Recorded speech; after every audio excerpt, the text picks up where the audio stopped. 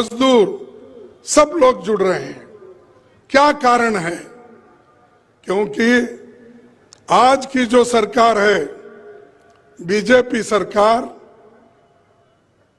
ये धर्म धर्म में झगड़ा लड़ा है, बांट रही है और धर्म के नाम पे, भाषा के नाम पे हर नमूने से ये लोगों को डिवाइड करने की कोशिश कर रही है। तो इसीलिए ये भारत जोड़ो यात्रा बड़ा महत्वपूर्ण है। तो इसीलिए मैं ये कहूंगा कि जो राहुल जी की ये यात्रा कैसी जोड़ रही है, तो एक मखदूम मोहिउद्दीन जो कम्युनिस्ट के बहुत बड़े शायर थे हैदराबाद के, उन्होंने एक बात कही थी, हयात लेके चलो, कायनात लेके चलो, चलो तो सारे जमाने के साथ लेके चलो। तो सारे जमाना को लेके चलने वाले राहुल गांधी जी हैं, सारे लोगों को लेके चलने वाले राहुल गांधी जी हैं। इसीलिए मैं इसमें हिस्सा लेना, आपसे आपको मिलना, आपका दर्शन लेना, इसलिए मैं यहाँ पर आया हूं। तो ये हमारा जो सारे जमाने को लोगों को साथ लेकर चलना, ये तो बड़ी बात है। और दूसरी चीज, जब कभी भी राहुल गांधी जी बोलते हैं तो ये बीजेपी वालों को क्या होता मुझे मालूम नहीं।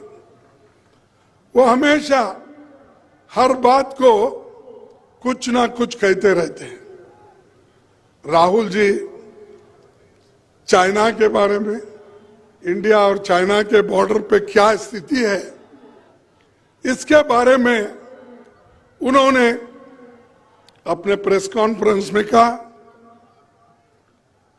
तब उन्होंने ऐसा उठाया सवाल, बीजेपी के नेता लोग, बीजेपी के अध्यक्ष, बीजेपी के होम मिनिस्टर, सभी लोग, कि उन्होंने ये शुरू किया कि राहुल जी देश तोड़ने का और देशभक्ति का, उन्होंने उनके पास देशभक्ति के लिए और जवानों के लिए कोई उनके पास श्रद्धा नहीं है उनके लिए, और वो नहीं चाहते कि भारत मजबूत बने। ये बीजेपी का कहना है। लेकिन राहुल जी ये कहें कि भाई आप लोग तो बड़ी बड़ी बातें कर रहे हो, लेकिन सरहद पे आज जो यहां पर ताइवान पे, वहां पर जो हमारे जवानों से और चीनियों से झटपट हो रही है, उसके बारे में उन्होंने बताया। इससे पहले भी गलवान में क्या हुआ उन्होंने पहले भी बताया था, डोकलाम में क्या हुआ था उन्होंने बताया था। हर जगह हमेशा जो ये मोदी सरकार अपने आप को जो पीठ थपथपा लेती है और कहती है कि कोई हमारे तरफ आंख खोलकर, यानी हमको कोई डरा नहीं सकता और हम इतने मजबूत हैं कि कोई हमारे तरफ देख भी नहीं सकता। अरे भाई, आपके तरफ कोई हाथ उठाता नहीं है। आपके रोज समस्याएं बॉर्डर पे बढ़ रहे हैं और आप तो पहले यही बोले, अगर कोई आंख उठा के देखा तो हम उसको शिक्षा दिलाएंगे। और मैं पूछता हूं, जो सरहद पे इससे पहले हमारे 20 लोग गलवान के इसमें जिनका जो शहादत दिए, उसके बाद 18 बार मोदी जी और चाइना के प्राइम मिनिस्टर मिले, झूले में बैठ के खेले, सब कुछ हुआ, लेकिन ये क्यों हो रहा फिर रोज? गलवान में हुआ, डोकलाम में हुआ, आज फिर ताइवान में हो रहा। ये सारी चीजें चल रही, फिर भी अगर कोई पूछते हैं चर्चा करो तो चर्चा करने के लिए तैयार नहीं। मैं आज फिर सदन में ये उठाया था 11 बजे इधर आने से पहले। मैं कहा हम कुछ नहीं, सदन में जो बॉर्डर इश्यू है, चाइना आज जो आक्रमण कर रहा है, उसके बारे में हम चर्चा चाहते हैं, दूसरा कुछ नहीं। लेकिन वो चर्चा के लिए तैयार नहीं है। बाहर तो शेर के जैसा बात करते हैं, लेकिन उनका जो चलना है वो सिर्फ आप देखेंगे तो चूहे के जैसा है। हम कह रहे हैं उनको, भाई हम सदन में बात करना चाहते हैं, लोकसभा में, राज्यसभा में हम नोटिस देते हैं, नोटिस देने के बावजूद भी वो चर्चा के लिए तैयार नहीं। आज तो मुझे ताजुब लगा कि किसी पे टिप्पणी नहीं करना चाहता हूं, और सदन के अंदर जो हुआ उसके बारे में मैं यहां पर आपको बताना भी उचित नहीं समझता हूं। लेकिन हमने जो चाइना जो अतिक्रमण कर रहा है उसके बारे में चर्चा करने के लिए पूछे तो चर्चा को उन्होंने अवकाश नहीं दिया। उन्होंने कहा चर्चा की आवश्यकता नहीं है। और राजनाथ सिंह साहब एक स्टेटमेंट दिए 1 पेज की, और स्टेटमेंट देकर सीधा चले गए। अरे हम बोले भाई चर्चा करो, हमको बताओ, देश के जनता को भी बताओ पार्लियामेंट में क्या हो रहा है, सरकार क्या कह रही है, सरकार क्या कर रही है, अपनी वहां के जवानों के बारे में उनकी स्थिति क्या है बताइए। ये हम पूछ रहे हैं, दूसरा कुछ नहीं। देश के साथ हम हैं, राहुल गांधी जी देश के साथ है, कांग्रेस देश के साथ है, हम सभी लोग मिलकर इस देश की रक्षा के लिए एक होकर लड़ेंगे। लेकिन आप छुपाते क्यों हो? आप क्यों छुपा रहे हो? तो यही पूछ रहे थे, लेकिन वो लोग उत्तर देने के लिए तैयार नहीं, चर्चा के लिए नहीं, चर्चा से भाग रहे हैं। हम तो जानकारी पूछ रहे हैं, जानकारी दो हमारे लिए। तो इसलिए दोस्तों मैं आपसे यही कहूंगा कि ये सरकार तो बात तो जोरों से करती है, शोर लगा के करती है, लेकिन डेमोक्रेसी को खत्म कर रही। रोज जो ऑटोनमस बॉडीज है उनके जो अधिकार है उसको खत्म कर रही है। ईडी, सीबीआई, सीवीसी, जितने भी एजेंसीज हैं उन एजेंसी का उपयोग करके उन्होंने सबको डराने की कोशिश कर रहे हैं, और कांग्रेस को भी डराने की कोशिश कर रहे हैं। लेकिन कांग्रेस वाले कभी नहीं डरेंगे। देश को हमने आजादी लाई है, देश को आजादी दिलाई है, और देश के एकता के लिए श्रीमती इंदिरा गांधी जी अपनी जान कुर्बान दी करी है।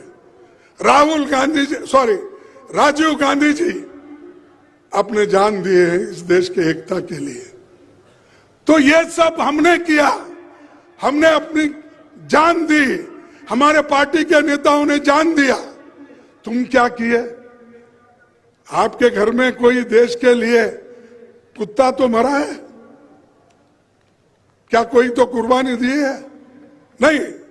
लेकिन फिर भी वो देशभक्त, और हम कुछ भी बोलेंगे तो देशद्रोही। तो इसलिए दोस्तों ये डेमोक्रेसी का हाल ये हो रहा है। कत्ल हुआ हमारा कुछ इस तरह किस्तों में, कत्ल हुआ हमारा कुछ इस तरह किस्तों में, कभी कातल बदल गया, कभी खंजर बदल गया। तो ये कर रहे हैं, तो ये डेमोक्रेसी को इस तरीके से खत्म कर रहे हैं। कभी कातिल बदलते हैं, कभी खंजर बदलता है। सभी लोग डेमोक्रेसी को, संविधान को खत्म करने की कोशिश कर रहे हैं। तो इसीलिए राहुल गांधी जी भारत जोड़ो यात्रा कर रहे हैं, लोगों को मिल रहे हैं, सबसे छोटे बड़े, बूढ़े, नौजवान, बच्चे, विद्यार्थी, सबको। आज ये बीजेपी की सरकार किसानों के बारे में नहीं सोचती। आपके इनकम को डबल करने का उन्होंने कहा, नहीं किया। 7 किसानों को एक होम मिनिस्टर के बच्चे ने जीप पीछे लेकर मार दिया, कुछ कार्रवाई नहीं होती, कोई पूछता नहीं, चुप रख दिए वैसे ही ठंडे बस्ती में। उसी ढंग से आज इन्फ्लेशन इतना बड़ा, उन मुद्दों को लेके राहुल गांधी जी आगे बढ़ रहे हैं। अनएम्प्लॉयमेंट, जिस देश में 30 लाख सरकारी नौकरियां खाली है, उसमें से 15 लाख नौकरियां गरीब बच्चों को, शेड्यूल कास्ट के, शेड्यूल ट्राइब्स के, बैकवर्ड्स के बच्चों को नौकरियां मिलती है। लेकिन क्यों नहीं भर रहे आप? इसलिए कि अगर 15 लाख नौजवान लोग सरकारी नौकरी में भर्ती हो गए तो उनको सशक्त, वो आर्थिक दृष्टि से सशक्त बनेंगे, मजबूत बनेंगे और वो आगे आएंगे पढ़ लिख कर। लेकिन मोदी जी और बीजेपी सरकार नहीं चाहती। 71,000 नौकरियों की एक चिट्ठी देके एक इवेंट मैनेजमेंट करते हैं, लेकिन 30 लाख नौकरियां पब्लिक सेक्टर में से लेकर गवर्नमेंट सेक्टर तक खाली है, क्यों नहीं कर रहे? तो यही है कि गरीब को गरीब रखना चाहते हैं, अमीर को और अमीर बना रहे हैं, और चंद दोस्तों को अमीर बनाकर इस देश में फिर से आजादी से पहले जो स्थिति थी वो स्थिति लाने की कोशिश वो कर रहे हैं। इसीलिए दोस्तों, मैं ज्यादा आपका वक्त न लेते हुए इतना ही कहूंगा कि राजस्थान में कांग्रेस मजबूत है, एक होकर काम करना भी है। मैं कांग्रेस पार्टी के अध्यक्ष के नाते कहूंगा, जब तक हम एक होके काम करते रहेंगे तब कोई पार्टी आपको हिला नहीं सकती। अगर आप कमजोर पड़े तो ही दूसरा उसका फायदा उठाएगा।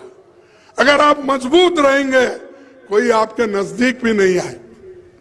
तो इसलिए आप पार्टी को मजबूत रखिए और हम आपसे ज्यादा अपेक्षा करते हैं। तो यही बात मैं आपके सामने रख के मेरे 4 शब्दों को समाप्त करता हूं। जय हिंद, जय राजस्थान।